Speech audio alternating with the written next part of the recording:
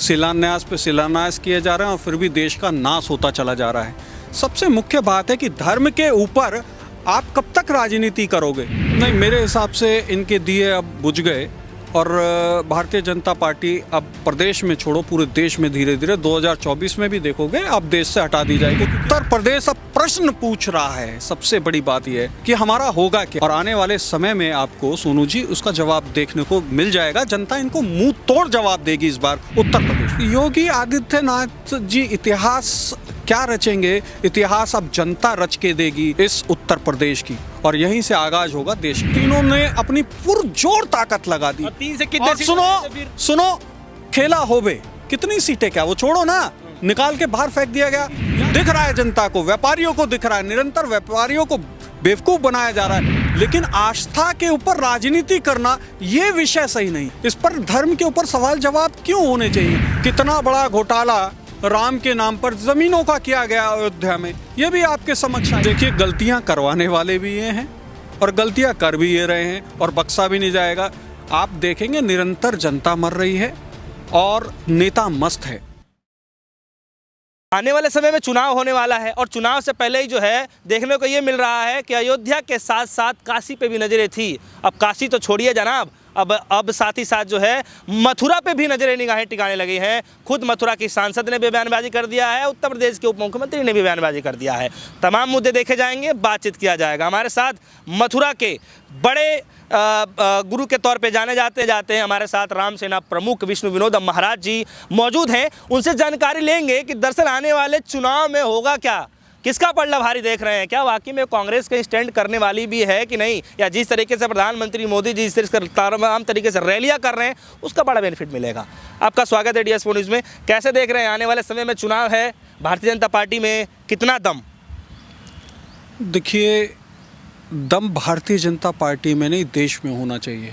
Bharatiya Janata party में, कांग्रेस में, बसपा में, सपा में आप दम को ढूंढते हैं तो शायद ये गलत है। मेरे हिसाब से जनता में कितना दम है, देश की अर्थव्यवस्था में कितना दम है, ये जानना जरूरी है सोनू जी।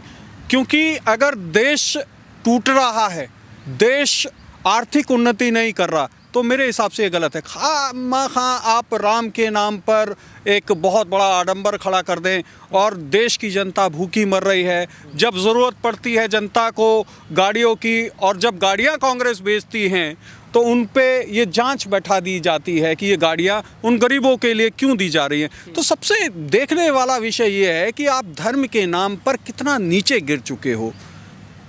देखिए, धर्म ज़रूरत है, परमात्मा ज़रूरत है, आत्मा में विराजमान है वो परमात्मा, और उसके बाद हमें इस संसार रूपी जीवन जीना है हम लोगों को। लेकिन ये एक ज़रूरत है।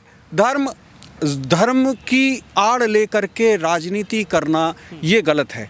यहाँ अर्थव्यवस्था पर जोर होना चाहिए। हमारी जो गरीबी निरंतर बढ़ती जा रही है वो कैसे ख़त्म हो, इस पे ध्यान रखना चाहिए। और यही विषय है कि इस वक्त इन सब चीज़ों पे कहीं ना कहीं जो राजनेता हैं वो ध्यान नहीं दे रहे और सिर्फ अपनी राजनीतिक रोटियां सेकने में लग रहे हैं, और यही देश के लिए एक बड़ा खतरा है। लेकिन विष्णु विनोद महाराज जी, हम इस समय जो है ग्राउंड सर्वे करते हैं, उत्तर प्रदेश के तमाम जगहों पे जाते हैं, ज़िले में जाते हैं, लोगों से बातचीत करते हैं, और काफ़ी ज़्यादा जो है जो हिंदू धर्म से जो आस्था रखते हैं, हालांकि जो है जैसे आपके जैसे गुरु जो होते हैं, महात्मा होते हैं, संत होते हैं, उनसे बातचीत करते हैं। सवाल हमारा एक ही रहता है कि भारतीय जनता पार्टी तो आप जैसे गुरुओं के लिए जो है वो तो सब कुछ करना चाहती है, फिर आप लोगों के अंदर इस तरीके का मतलब क्यों, गुस्सा क्यों? देखिए, ये गुस्सा हमारे अंदर नहीं है। गुरुओं के लिए करना चाहती है, गुरु मौज में रहें तो ऐसे कैसे चलेगा? गुरुओं के लिए तो बहुत कुछ कर रही है भारतीय जनता पार्टी, लेकिन हम लोग अपनी आत्मा को बेच दें तो ये ठीक है क्या? मुझे ऐसा लगता है। कौन कह रहा है बेचने के लिए? आप ये बिकी तो रही है। आप कह रहे हैं कि गुरुओं के लिए बहुत कुछ कर रहे हैं, मतलब गुरु को बहुत अच्छी अच्छी गाड़ियाँ चाहिए, बहुत अच्छा मठ चाहिए, बहुत अच्छा आश्रम चाहिए, बहुत उनके फॉलोअर्स होने चाहिए। गुरु का तो एक महत्व ये है कि जनता के हित में क्या हो ये काम होना चाहिए, ना कि अपने हित में। तो जनता के हित के लिए गुरु जी अब देख ही रहे हैं, काशी विश्वनाथ कॉरिडोर का आप देख रहे हैं, उसके बाद जो है लोकसभा चुनाव से पहले अयोध्या मंदिर का जो है लोगों के दर्शन के लिए खोल दिए जाएंगे, कितना आस्था का विषय है, आप इस पे कैसे देख रहे हैं? सबके देखिए, लिए, सबके लिए। आस्था का विषय है, मैं इसको दरकिनार नहीं कर रहा, लेकिन आस्था के ऊपर राजनीति करना ये विषय सही नहीं है। अब राजनीति का टैग तो अब आपने लगा दिया उस पे। आप लगा रहे हैं ना, आप सवाल पूछ रहे हैं मेरे से, और किस पर पूछ रहे हैं? इस पर धर्म के ऊपर सवाल जवाब क्यों होने चाहिए? आपने कभी पढ़ा है भजन और भोजन दोनों एकांत का होता है। भजन और भोजन खुले में नहीं किया जाता, लेकिन अब ठीक है, पाश्चात्य संस्कृति को ये लेकर के आगे चल रहे हैं, और कितना बड़ा घोटाला राम के नाम पर जमीनों का किया गया अयोध्या में, ये भी आपके समक्ष आई। तो निरंतर बेवकूफ़ बनाया जा रहा है जनता को। बख्शा नहीं जाएगा। योगी आदित्यनाथ ने कहा है कि जांच जो है पूरी तरीके से किया जाएगा, उनको बख्शा नहीं जाएगा जो भी इस तरीके से गलतियां कर रहे हैं। देखिए, गलतियां करवाने वाले भी ये हैं और गलतियां कर भी ये रहे हैं, और बख्शा भी नहीं जाएगा। आप देखेंगे निरंतर जनता मर रही है और नेता मस्त है, चाहे वो कोई भी नेता हो। और मेरे हिसाब से नेता या संत या कोई भी ऐसा व्यक्तित्व अगर उसके अंदर थोड़ी सी भी आत्मा जिंदा है, तो वो कहीं ना कहीं, अगर संत है तो किसी के काट मार से ज़्यादा वो देश की जनता की उन्नति कैसे हो, मेरे देश की जनता भूखी ना रहे, इस तरफ देखना ज़रूरी है। तो आपको क्या लग रहा है, जिस तरीके से प्रधानमंत्री मोदी जी जो है, प्रधानमंत्री मोदी जी लगातार बनारस में दौरा कर रहे हैं और योगी आदित्यनाथ जी भी एक्टिव हैं, अब तो ये भी बताया जा रहा है कि खुद गृह मंत्री अमित शाह जी जो है लगातार उत्तर प्रदेश में रैलियां करने वाले हैं, आप उसको कैसे देख रहे हैं? क्या आपको नहीं लगता कि जिस तरीके से तीनों जो बड़े नेता हैं स्टार प्रचारक के तौर पर जब उत्तर प्रदेश में जाएंगे तो उसको बड़ा बेनिफिट मिलेगा उत्तर प्रदेश की जनता को? देखिए, इनका समय समाप्त हो चुका है। आपके कहने से कैसे हो जाएगा नहीं, समाप्त? अभी आप बंगाल में देखोगे तीनों ने अपनी पुरजोर ताकत लगा दी। और 3 से कितने और सीट आए थे फिर? सुनो, खेला होबे कितनी सीटें, क्या वो छोड़ो ना, निकाल के बाहर फेंक दिया गया। यहाँ दिल्ली के अंदर इन्होंने पूरी ताकत झोंक दी, दिल्ली से भी केजरीवाल ने निकाल। अब इनका सुपड़ा साफ होने जा रहा है, उत्तर प्रदेश में भी इनका सुपड़ा बहुत जल्दी आपको साफ होता हुआ दिखाई देगा। बहुत, क्योंकि जनता समझदार हो चुकी है, कब तक बेवकूफ़ बनेगी?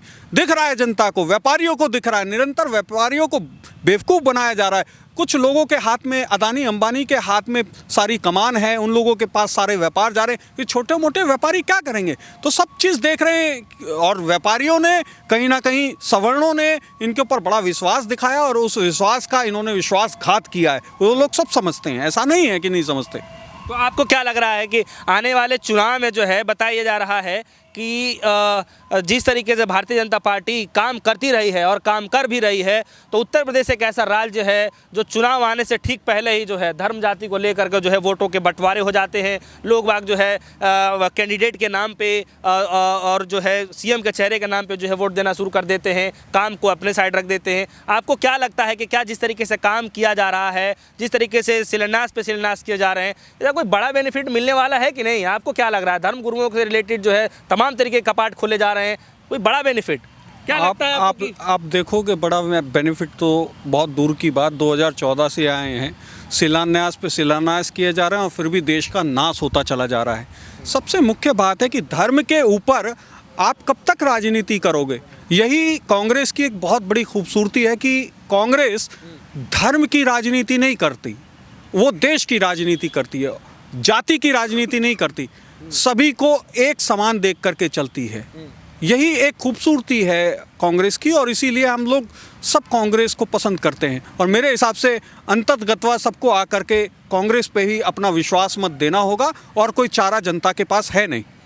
अच्छा गुरुजी, आज योगी आदित्यनाथ ने जो है छात्रों के लिए मोबाइल टैबलेट वितरण किया है, क्या लगता है कि युवाओं के लिए कुछ बड़ा काम हुआ है इस योगी सरकार में? मेरे हिसाब से सिर्फ ये लुभावने वादे हैं। नहीं, दे दिए ना, वितरण कर रहे हैं। नहीं, ये वादे हैं, वादे मतलब दे भी दिया तो ऐसा नहीं है कि उसका कोई असर देखने को मिलेगा।